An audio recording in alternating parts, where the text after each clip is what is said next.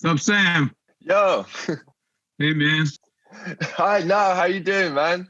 I'm really great, brother. Oh, dude, it's good. It's good to see you, man. It's good to speak to you, And you, man, what's been going on dude. other I than mean, like, pandemic?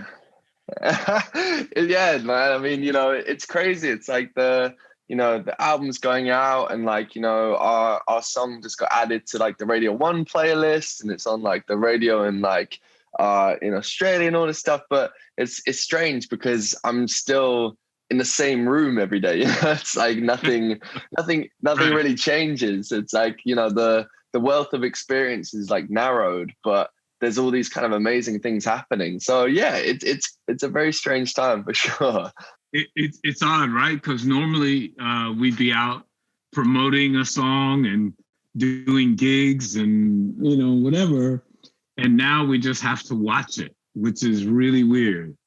It's very strange because you don't feel like you're living it, do you? You're kind of just watching it unfold like online, which is crazy. It's sort of, it's like when you think about it, it's almost like when you first start out. When you first start out, you put out your first record, and all these things in the universe happen that you have no control over, right? You could be doing your best video, your best moves. The band could be tight and all that, and it's just out there doing its thing, and you have nothing to do. It's like, damn, Yeah, what can I do? What can I do to help? yeah. You kind of feel like it's really the music. You put it out and you kind of throw it into the ether, and it's like it either sinks or it swims. And this kind of I think that I'm definitely like, I feel like I'm a bit of a control freak with my music sometimes. So like that lack of Oh, control is really? like exactly. But no, thank you so much for joining me today for this chat. And just I've kind of I wrote down a bunch of stuff, but really what it is, it's a talk about our relationship with dance music and with with music in general. But I kind of wanted to start this conversation by sort of just talking about basically when I was making this album, when I was making our record, this whole kind of process started with this book I read, which was about 70s New York, and it was about birth of disco and this era. And I became sort of fascinated. I guess when people think about disco music, they typically think of the glitz and the glam and the kind of the show, the like something something as glamorous as Studio 54. But what really intrigued me about the era was the way that the music soundtracked these celebrations and these safe spaces and this inclusivity, and these places where people from different walks of life, different sexualities, races came together, these marginalized communities to celebrate their identities and to have a good time together under these roofs. So I wanted to sort of start by asking you if you have a memory of sort of a first experience of walking into one of these places and experiencing that atmosphere for yourself. Yeah, man. God, you just explained it so perfectly. I was a jazz snob, straight up. I really was, and my girlfriend at the time was a waitress at one of the coolest jazz clubs in New York. So because in New York, the mafia really controlled all the clubs, it didn't make any difference what the vibe was. So if you worked at one club, you'd have a certain amount of carte blanche at another club because the owners would know you. There was a network of people that were involved together. And so we walked into this disco that was almost like a pop-up disco. It had only a few weeks before been a restaurant. When the restaurant closed, they had nice open space and they turned it into a dance floor, into a disco. And she and I just walked in there casually because one, she had juice because she worked for another club down the street. And we walked in, and I'm telling you, man, this was the most magical thing. So try and put yourself in my shoes. I had never, I've been playing music all my life, and I had never been in an environment where the music never stopped, right? So if you're in a band, you play a song, the song ends, you stop, you talk to the people in your band. Okay, what are we gonna do next? Or you have a set list, and it takes a few seconds or at least, in the best of circumstances, to get to the next song. Or if you're at a nightclub, you push the jukebox, the record plays. When it's finished, it takes a certain amount of time for it to select the next song. So there's music, and then there's the din of the crowd talking, blah, blah, blah. Then there's music, then there's the din of the crowd. Walk into a disco, there's music, and the crowd then is blended in. It's like, and I'm like checking this out. My girlfriend's wondering, what am I going through? And she doesn't realize that for me, this is a primal experience. I'm going, oh my God, the songs didn't stop. And I'll never forget it, man. It was Donna Summer, I Love to Love You, Baby. And it went from Donna Summer, way. Love to Love You, Baby, straight into the Village People, San Francisco, which was the bomb. Everybody makes fun of the Village People because of YMCA and all that. But let me tell you something, San Francisco was the bomb. And then after San Francisco, it went into a joint called Eddie Kendrick's Girl, You Need a Change of Mind. All these songs were 12-inch lengths and all had long breakdowns. So the crowd would get pumped up and then it would just break down. The boom, I love to love you, baby. Boom, I love to love you, baby. And then the same thing with Village People. San Francisco would break down the boom. Don't go, and then Eddie Kendrick's big record, and then just broke down the boom, boom, boom, boom, boom, boom, boom. And I was just like, God damn, in my soul, it was just shaking me up. And then I don't know what gave me the bravery to do this, but I just took my girlfriend by the hand and we started imitating the dance that everybody was doing, which at that time was called the hustle. And what was really strange about it is that prior to doing the hustle, people never touched dancing.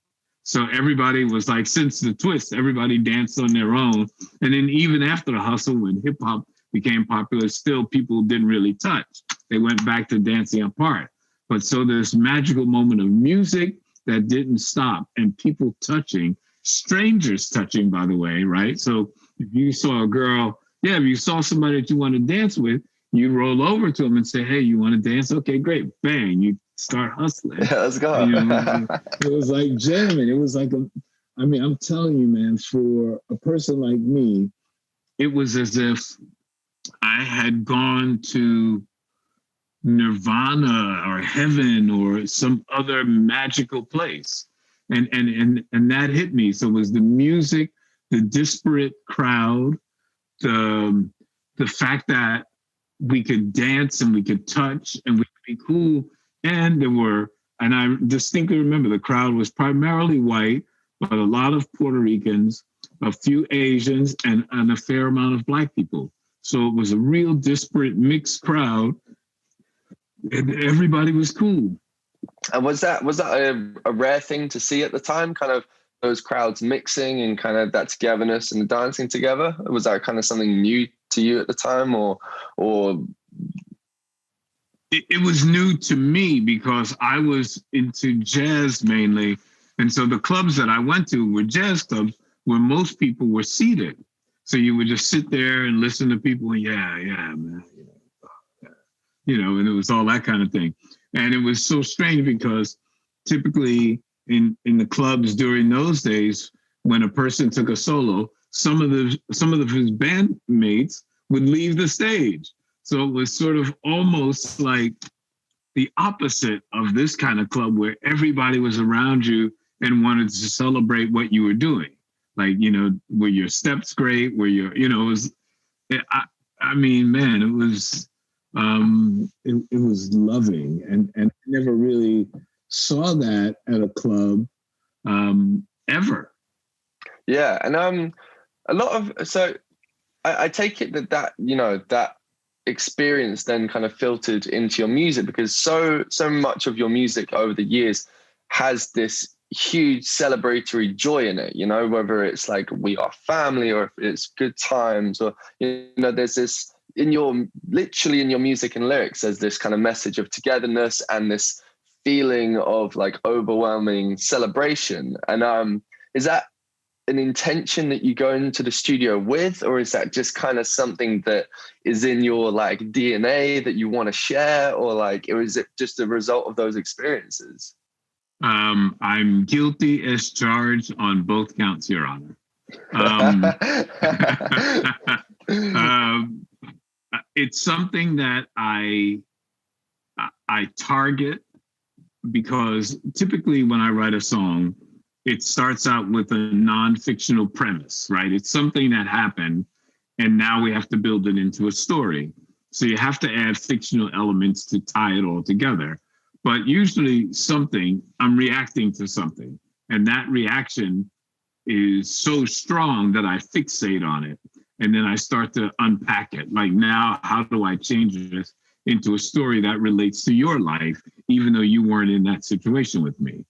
And I find that the best way of doing that is turning that experience that I had into something that you may or may not have had, but the byproduct of the experience is a good one. The biggest song I ever wrote in my life was called "The Freak," Freak Out. And that was actually a protest song. It started out as something that we were pissed off. It was called F Off, you know. It was like they wouldn't let us in the Studio 54 one night after we had been in there many times, but it was New Year's Eve, and it was a super exclusive crowd. And I wasn't with my hot girlfriend at the time. So I was with my music writing partner, and he was not hot like my girl. So. Amazing. But it's but that, even that in itself, like, you know, being able to turn like a negative emotion into like a celebratory one, and one that, you know, has become one of the biggest records of all time. You know, it's like, I think that I've gone into the studio like angry about things before, and like tried to write something and just ended up feeling, you know, and feeling negatively about it because it felt like it had a negative message to it. But the fact that you were able to take an experience like that and to flip it into this universal positive feeling is just incredible, really. Well, the thing is, we were under a lot of pressure to get on the radio. So that was really important. As a Black artist in America, there was only one or two avenues open to us. And if we didn't hit, there'd be many other artists right there to take our place, and that's it. And you had a very small window. So what our formula was basically about was, we thought, well, if the chorus is what everybody is all into, let's start our songs with the chorus. Let's make sure every one of our records go 1, 2, we hit you with it. We go, ba-da-da-ba, we are family, or I'm coming out, or upside down. You know what I mean? Like, that's what we did. When I finally got a chance to produce David Bowie, and this was still really early on in my career, I had to convince David that the first words out of his mouth were going to be, "Let's dance." And he was like, "Wait a minute, no, that's not what it is." It was like, you know, if you say run, I'll run to you. If you say hi, was my love with you, let's dance. No, David, no, it's straight in. That's amazing. So I wanted to ask you, so, you know, you're someone who, your writing and your production and your performance, you know, at this point you transcended kind of genres and eras. You know, you've had hit records across like different phases and eras of popular music, and, you know, your impact has been huge across, you know, a very long time now in music, which is a huge thing. I wanted to ask you, what do you think is the common thread across that music? Like, do you see like a common thread across the songs that you've written in different genres and different styles that connect all of those things and make you as successful as you have been? Yeah, I think the main thing is that I always believe that I'm working for someone else. And that's the thing that keeps me going. Like for example, with you, I didn't have anything to prove as Nile Rodgers, right? To me, it was like, wow, what am I going to do with SG? What am I going to do to sort of make him feel like I've just joined his band, and as a member of his band, what am I going to bring to the party, right? So I wasn't thinking like, SG's like with Nile's band, it's exactly the opposite around. It's like, okay, man, so what am I going to do here to help the whole, I'm a part of a machine, and maybe my little bit of the machine just turns the turbocharger on. But when the turbocharger comes on, the car goes flying. So that's sort of what I want to do. And that's been my guiding light and the principles that I work by right from the beginning. The second and third records that I ever did, second and third albums I ever did, were not for Chic. They were for a girl named Norma Jean, who was our original lead singer.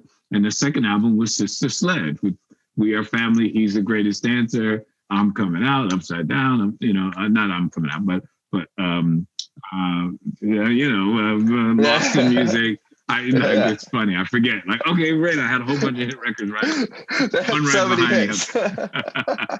So it was it was trying to say to these young girls that we had seen the world, and we saw the world that was an exciting world, and they should be a part of it.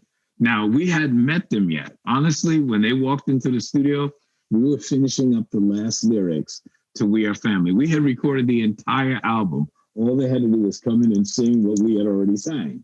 They just had to copy us.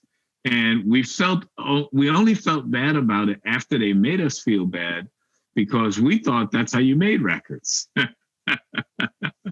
We thought, like, the way you make records, we make the record, and then if you want to sing, come on in and sing. But don't worry, we got the singing covered for you too. Because Luther Vandross was in our band, and it was it. The singing was good. Of course. That's also the incredible thing. In the early days of Chic, you had Luther Vandross on vocals. Like, it was like, crazy. It didn't get any better than that. Yeah, but I think that's testament to the fact that, like, your producer's brain, and the way that you kind of conduct yourself. You were saying, like, the way that you position yourself when you're working as part of that machine is I think that the fact that you are a producer, would you say that yourself, that at your heart of yourself, you are a producer, and that's kind of how you are looking at things from a musical standpoint? You're kind of acting almost on the bigger picture scale rather than just like, oh, what's Nile Rodgers doing in the song, Yeah, absolutely. So I'm going to give you a perfect example. Last night, I was writing with an artist who's a really big superstar, and she came in with a really good hook, and I had to stand back and say, is it a really good hook for her, or is she reaching for something that she's seeing in other artists now, but she really doesn't fit into that vibe? And even though it was a really good hook, it was like, well, we could write this song and maybe give it to Nicki Minaj, and it might be the bomb. But maybe it's just too over the top for you, but it's a great song. And so she was, saying, well, no, I want people to know that I'm feeling like this sometimes. And when people say this and this is the problem of stardom, right? Because you start listening to all that stuff. I have been lucky enough that by being in the background, I've never really been in a scandal in my entire life, and I've been doing this a long time. And it's not that I'm a saint. I've done, pretty wacky things, but it's always to myself. So I'd be in the tabloids like, oh man, Nile almost killed himself last night, man.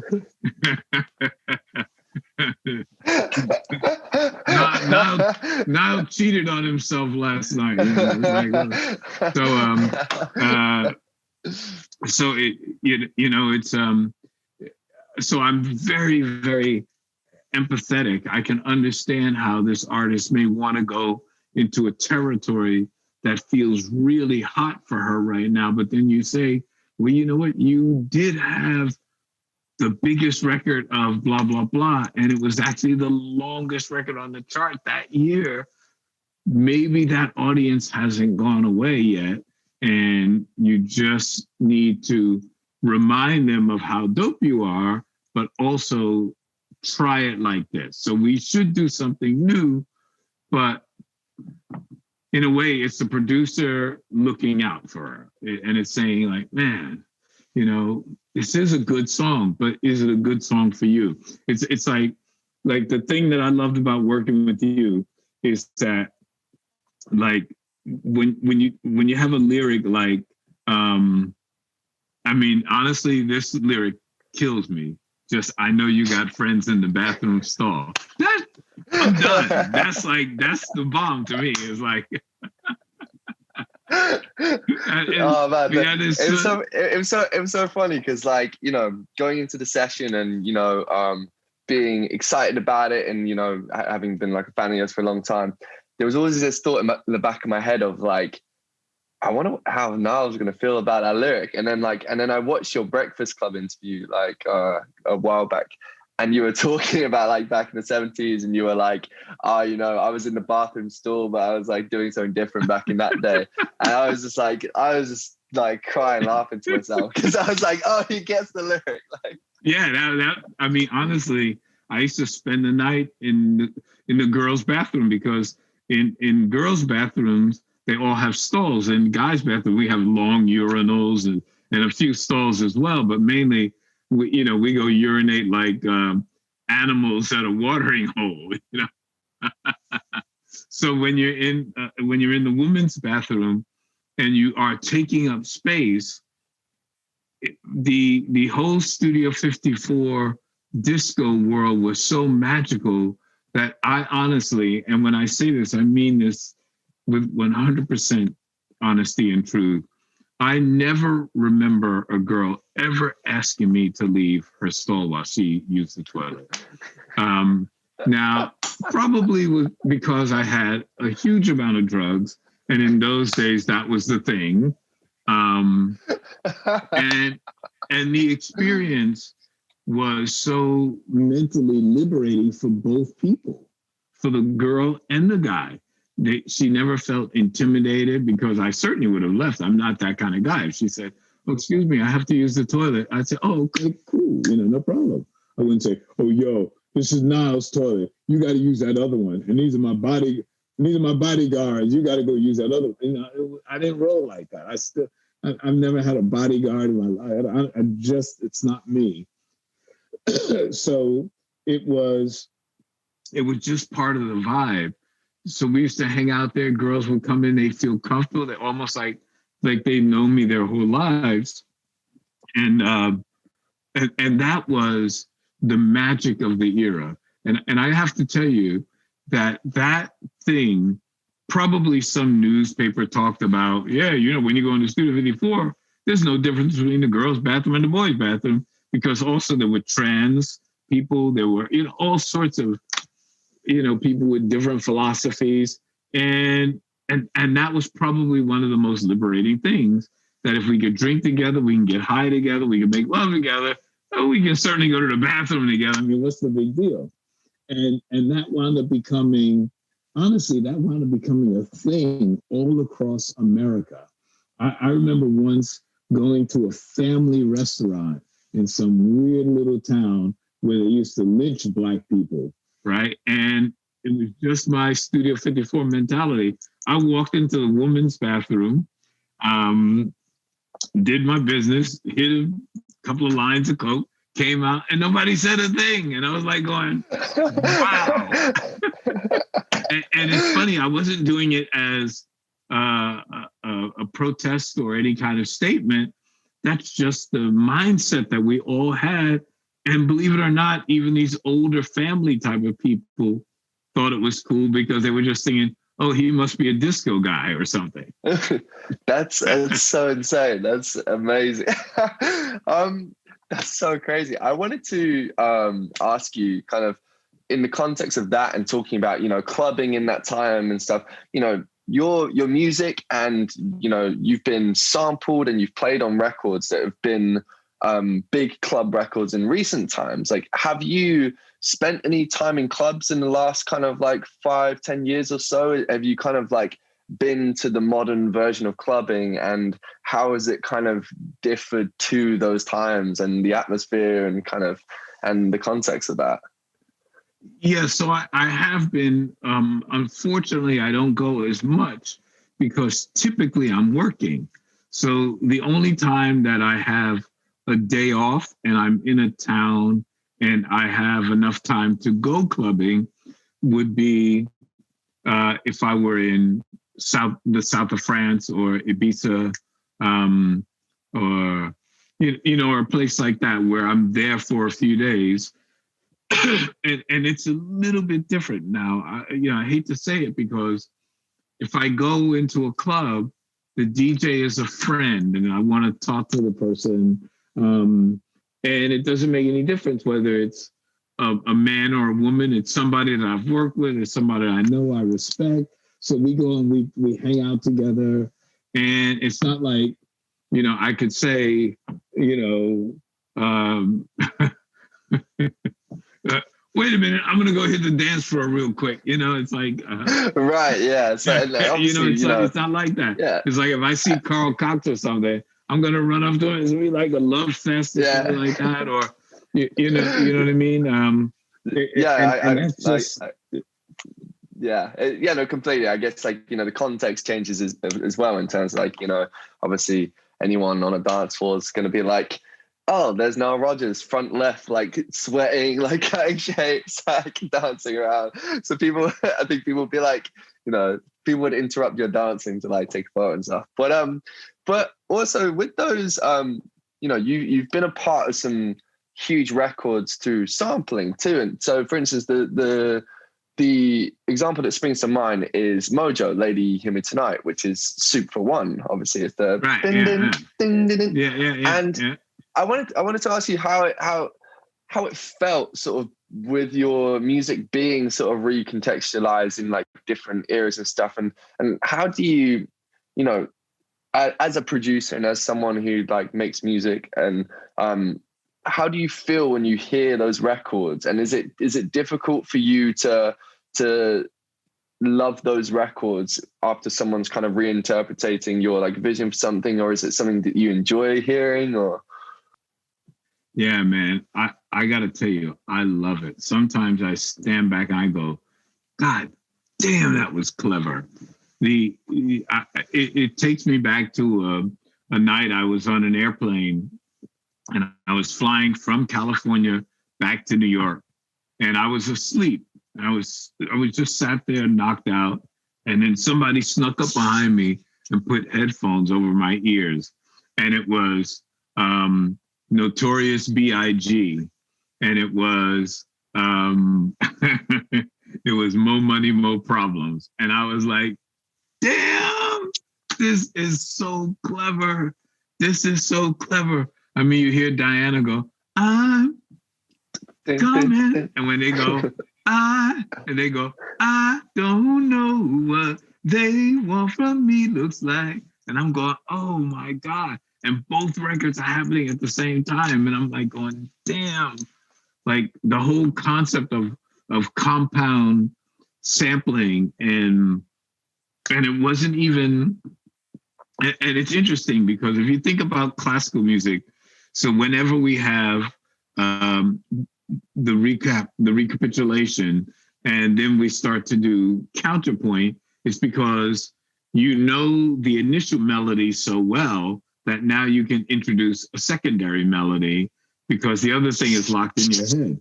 But with hip hop, you already know the other melody before the record comes out. So they already knew, I'm coming out. So they can go, I don't know what coming for. It was amazing. So you get to have this contrapuntal, compound melodies and harmonic differences all happening at the same time. And it's a brand new record and you feel like you know it day one. Like when he put those headphones on me and I was lying here asleep. It was a famous film director and he put the thing and I was like, and I didn't know what was going on. And after a while I was like, what the hell is this? And it was amazing. And honestly, I can think of, I must have, I don't know, 50 to 100 records like that. And I'm talking ones that were sizable hits. They don't necessarily have to be as big as Notorious B.I.G. or as big as Lady, but still in their own lane, they were pretty big hits and you make a fair amount of money from those secondary copyrights. Yeah, absolutely. Like a song like Lady Hear Me Tonight is like a seminal dance record now. Yeah, or Crying at the Discotheque or something like that from Sheila and Be Devotion Spacer. Or I mean, I can go on, I can give you a million of them. Yeah, it's just such a, it must be so crazy, and it's such a huge testament to you as a musician that your playing just gets used again and again throughout, like, you know, through different eras and genres. It's just but it's amazing. There must be so many records by now where, you know, you're playing on them in one way or another. It's just like it's like mind-boggling to think of, really. But incredible.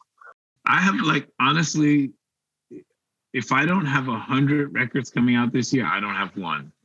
And now, and that's the other thing that makes it sort of weird, because what happens to the point where it's like Nile Rodgers saturation, where it's like, all right, man, like, damn, you know, he's got like 4 songs now playing on Radio 1. He's old. How can he be on Radio 1? Like, doesn't make any sense. You know, it's like, so in a way, I'm like thankful to you. I'm like going, dude, thank you.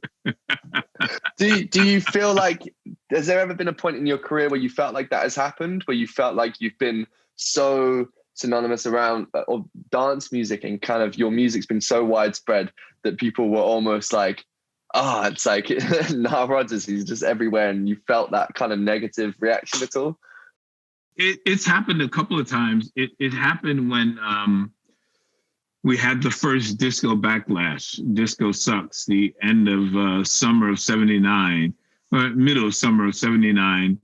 And there were a ton of bands copying us, but if they did it, it was cool. If we did it, it sucked. For example, we came out with Good Times, and it was it was the fastest growing #1 single we ever had. And we had 2 #1 pop singles in 1979 at the top of the Billboard charts, which is incredible for any artist, but exceptional for a Black artist, and exceptional for a Black artist that isn't Michael Jackson. You know? Yeah. Like Michael Jackson or Lionel Richie or Stevie Wonder or something. You know, we were not those people. We were a band. We're just a band that wrote songs. And so when that happened, we couldn't understand how, you know, Queen could come with Another One Bites the Dust, sounded very much like Good Times. Bounce, Rock, Roll, and Skate sounded pretty much like Good Time. Radio Clap, this, Radio Clap, sounded pretty much like Good Time. In Excess, and it's funny, and I check out how Dua has to give them credit. Why do it? They got it from us. Why don't you give me the credit? Yeah, I need to go like double back. But well, you touched on something interesting there that I really wanted to touch on, was that, you know, Good Times becoming a huge hit in 1979 despite Disco Sucks movement. And as much as the Disco Sucks movement kind of posed itself as being against like a oversaturation of a genre, how did it feel knowing that like the Disco Sucks movement was really also rooted in racism and homophobia, and that they were burning a lot of just soul and black music records based out of racism, rather than the kind of the guard that they put up, which was, oh, we don't like disco music. And kind of now in the context of history, we look back at it and it's like, actually there was kind of underlying connotations there of way worse. And how did that feel as a band at the time to be having that success with this record in spite of, you know, of being having that opposition? It was very complicated because we could sort of understand it, because what was happening in America at that time was we were having the greatest financial recession since the Great Depression. They were rationing petrol lines and things like that. You know, the number plate on your vehicle had to be odd or even in order for you to get, you know, petrol on a certain day. And that was really weird for people who had grown up in my era, because everything from World War II up to Vietnam, up to the Vietnam War was growth. Everything, America was just expanding, and it was like the universe was just getting bigger and bigger. The buildings were getting taller. The cars were getting bigger. Just everything was getting crazy. So to all of a sudden have, it's like now, to all of a sudden go from growth, you know, I mean, the last time I did a concert, it could have easily been, well, we did, it was 3 Cher concerts in a row. So there were total sellouts, you know, at stadiums. And then right before that, we had just played in the UK, and then in Paris during Fashion Week, so we would play for tens and tens and tens, and sometimes hundreds of thousands of people to go to nothing. Like, okay, 100,000 people. Now, guess what? Get on a plane and run home and hide. So it was sort of a feeling like that. Like we went from being really at the top to completely persona non grata. No one wanted to talk to us. And the thing that changed my life, probably the only reason why you and I know each other now, is because we had already signed our contract with Diana Ross, and she was subordinate to the paper. Because if we hadn't signed, Disco Sucks was so powerful that Berry Gordy would have probably said, I don't want you making a record with those guys, because those disco guys are like poison right now. But we had the contract, and it wound up being the biggest album of her life. Thank God. Yeah. But see, Diana Ross wasn't disco, so she could get away with it. It's so insane, like how how it just turned on its head like that, and all of a sudden it was gone. But but now that I wanted to ask you, how do you feel about this supposed kind of disco resurgence? You're really seeing in the last like year or two this especially in like pop music, these references to disco music being executed a lot more. There's been a lot of disco albums with like Doers, or there's like the Kylie Minogue one, or there was like the Jessie Ware one. BTS even. Exactly, and and it's just music is cyclical and things always come back, but it's hard for me to like imagine a time where people didn't want to hear disco music. But how does it feel for you, having been such a huge part of disco music and having these massive records in this supposed genre, how it kind of feels watching people reinterpret it now in the modern way, and like, how do you think it sounds? I think some of it sounds great. I mean, look, this is just the reality of our art form. Some of it is great and some of it is not so great, but even the great stuff sometimes doesn't connect with the masses. That just happens. I can tell you, I've had a lot of records that in my heart, I spiritually believe they were great, but they didn't do anything. And then other times we'll get shocked by something. I guarantee you, Daft Punk, we were shocked by the success of Get Lucky because we thought Lose Yourself to Dance was the bomb.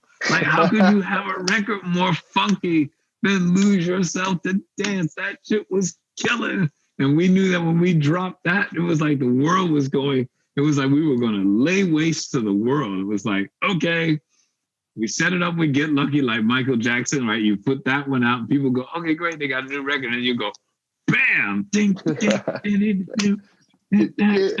And we just thought like people are just going to drop when they hear that. But no, Get Lucky just became one of the biggest songs of the entire decade. It just resonated with people in a way that we never expected. We thought it was going to be big, but we honestly didn't think it was going to be monstrously big. And that's the other thing that can paralyze you, because I can think of records that I've done with artists all my life. And after I've done that monstrously big record, it then paralyzes them. Like David Bowie never had another record as big as Let's Dance. Diana Ross never had another record as big as Diana. Sister Sledge never had another record as big as We Are Family. The only one that did finally do it for decades, you know, Like a Virgin was, the apex of Madonna's career. And then somehow she was able to catch up and pass it. But it took a long, long time. And then same thing with Cheek. Once we did Le Freak, the record that everybody at the label laughed at, no one has ever come close. The only person who's ever come close was Flo Rida. Flo Rida passed us for a bit, but now that it's, now that we're in a streaming world, we've now gone way past Flo Rida and of course Bruno and everybody who's got big records. But, we're starting with some huge amount of gazillions. So they have to start and catch up and then pass us.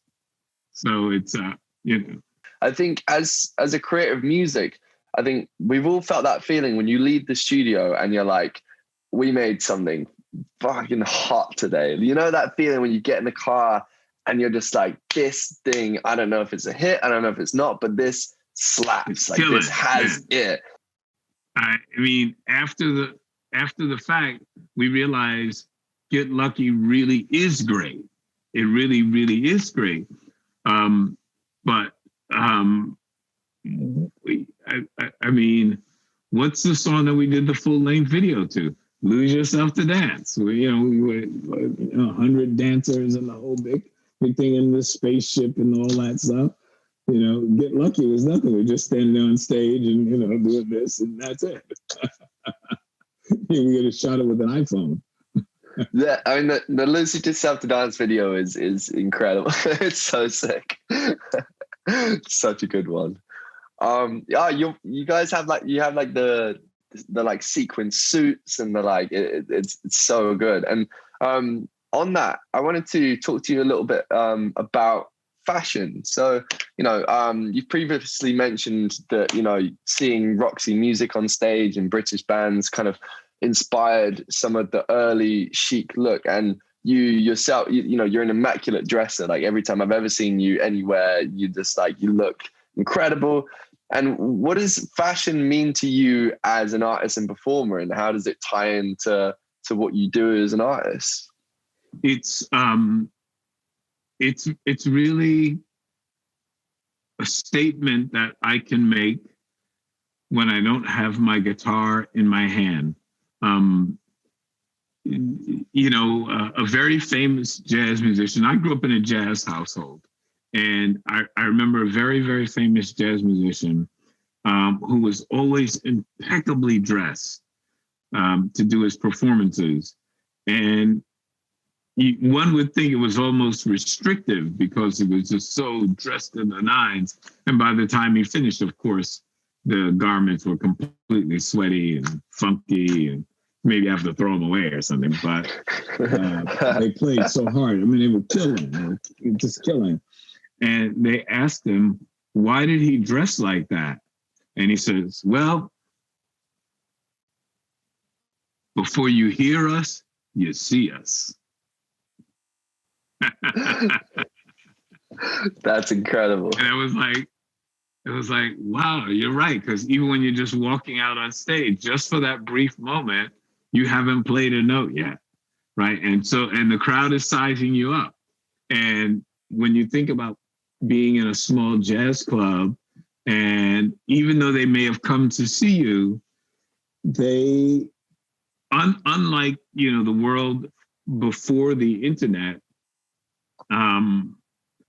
part of the process of getting to know an artist was the whole exploratory thing, reading the newspaper, going to the library, finding out about their lives, what we used to, call bin and crate diving, like getting, oh, I had no idea he put out a record when he was 17. Let me check that out too.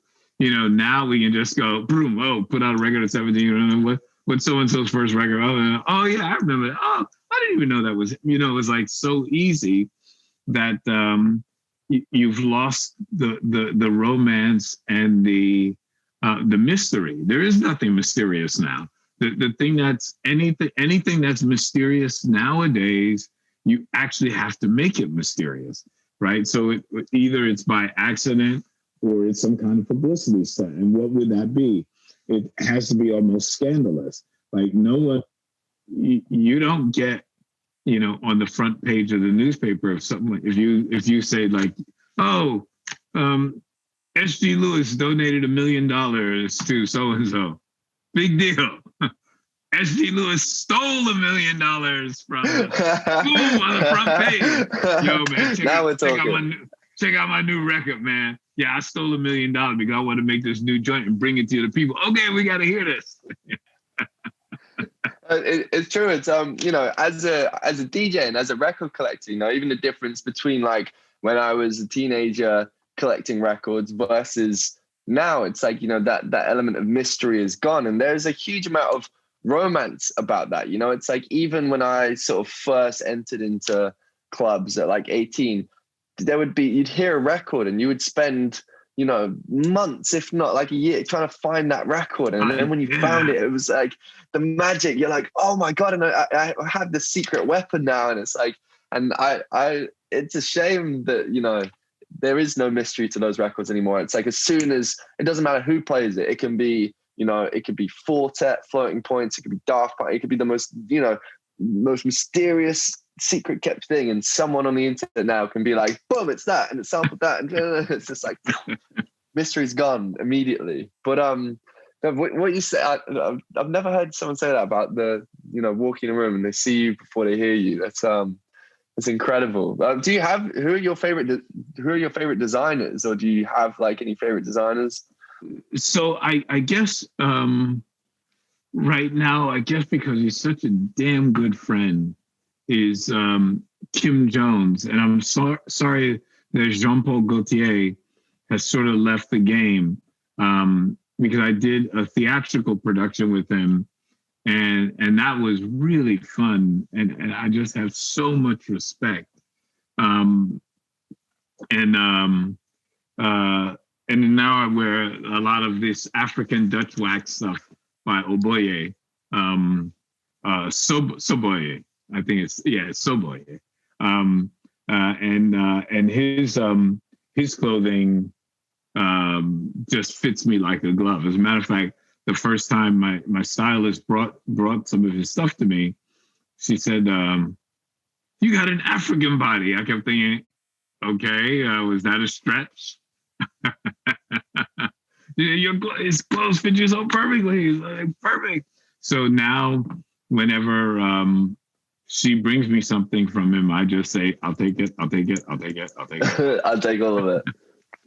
That's amazing. That's so great. So I've kind of been, with these conversations I've been having about, people on the album and sort of connecting the dots with, the influences and the people who've been a part of it. I've been asking this question about given that we're in this pandemic, I think to go the long route around this question, you are someone who's made so many people dance with your music, and I can only take it that dancing must in some way be a big part of your life, or at some point been a big part of your life. And the pandemic has kind of made me really miss dance floors, and it's made me miss those environments of celebration and I just wondered if there was a hypothetical kind of post-pandemic coming together of people. Is there a record in your head that plays of someone else's or your own that is the record that kind of brings people together in that post-pandemic world, or is there a record that springs to mind that you would just want to hear in that context? There's far, far, far too many that would give me that feeling. I mean, I could go back to those early Philly disco records that were just incredible, to hear songs like Dr. Love and Player, and hearing Lolita Holloway kill it like that, or even when House came about and you would hear like Sweat. Or the other day I was playing, I couldn't believe how great this record was. I had forgotten. I was playing I Got the Power. Yeah. Like, oh, damn, that record is great. I got the power. And I couldn't believe like the tambourine in it. It was like so killing. There's just so many big dance records that I can think of that I walked into a club one night and I heard it for the first time. And it was like in your body. And it was like, damn, I got to go get that. And the thing that's been sort of lucky about my life is that because I grew up in certain neighborhoods, when the DJs became famous, they were already people that I knew. So like Larry Levan, all those DJs from, the Loft or Studio 54 or Crisco Disco or, whatever. I mean, Danny Krivitz, when he started playing at Pyramid, well, I knew Danny Krivitz as a little kid because his father. No way. I knew his father owned a nightclub that my parents used to go to. So, what? Yeah. I knew him as a little kid. He used to follow us around. So I couldn't believe it when he became a DJ. Yeah, totally. And think about this. Mark Ronson, I gave Mark Ronson his first Sony Walkman for I think his 11th or 12th birthday. And then his stepfather gave him another one. And that's when he became a record producer. He started bouncing back and forth from one Sony Walkman to the next. Way. But I've known Mark since he was around 4 or 5. That's what's so crazy about New York is you forget all these legendary DJs that come through, then you just knew them. They were just like down the road and stuff. That's good. Did you ever go to the Loft? Oh yeah, of course. Oh my God. That was sort of my world then. After visiting this pop-up disco that was on 8th Street, well, the Loft was right nearby. Everything in the Village, from the Village up to Chelsea and even up to 42nd Street, you basically could walk to in New York. So, and New Yorkers are walkers, or we take the subway, your equivalent of the tube or whatever. And it's like nothing to it. It's so easy. So going to every single disco in Manhattan, and boy, there was a time when there must have been hundreds. Like I could think of a typical night, like when clubbing was really in its heyday. And this is before the 80s, so before Club Kids. And then it really took over. So actually, there were probably more clubs in the 80s than there were in the 70s. But in the 70s, what happened is that you had a lot of little bars that would just convert to having a DJ spin. They typically had jukeboxes play. And then they realized that you could draw a better crowd by having a DJ, because the DJ would talk to the people. A lot of people don't know that this whole phenomenon came up through Jamaica, and New York DJs were doing this. So it wasn't really hip hop yet. They were just emceeing and keeping the crowd entertained. There was a famous DJ in New York named Monty Rock, and he did a record called Get Dancing, and it was really corny pop, pop, pop, pop, pop. But he's talking over the record because that's what he would do at his set, right? So the song would be playing, and he'd be shouting out different people on the dance floor. He would, like, it was like, "Oh my darling, your wig is wet," and so it was a combination of comedy, giving people props. If a person felt like they didn't belong, but it was, when it wasn't hurtful. Like if a person stumbled into a club and it was predominantly a gay club, somebody would say, the DJ would say, "Bob, I think there's a virgin over there for you. Take him in the bathroom and show him what this place is really about." It's not, it was just a thing. They would have these open mics. They bring down the level of the music and say something, and the crowd would laugh or keep going. It was just, man, it was so loving. The vibe was crazy. And I remember, you could actually look this up on the internet. There was a gig that we did one night with Blondie and The Clash, and I'm trying to think, Blondie, The Clash, and Chic, duh. Right, my band, and we were at this place called Bonds, and Bonds was a big clothing store, but it was also their warehouse. So when it closed, it was a massive disco, and that was the very first night I met Fab Five Freddy, who was the guy on Rapture with Blondie, and I remember at the end of the night, we went up and we started playing. So we started playing Rapture, because Rapture had come out by that time. We started playing Good Times. And so everybody from The Clash, from Blondie, all these different rappers came up while we just grooved on Good Times. And I remember Fab Five Freddy doing sort of like what MCs would do who were playing records. He was shouting out to the people in the audience. It was incredible. It was magical, man. It was like, damn, this is like, imagine you were making stars out of the audience, like instantaneous stars.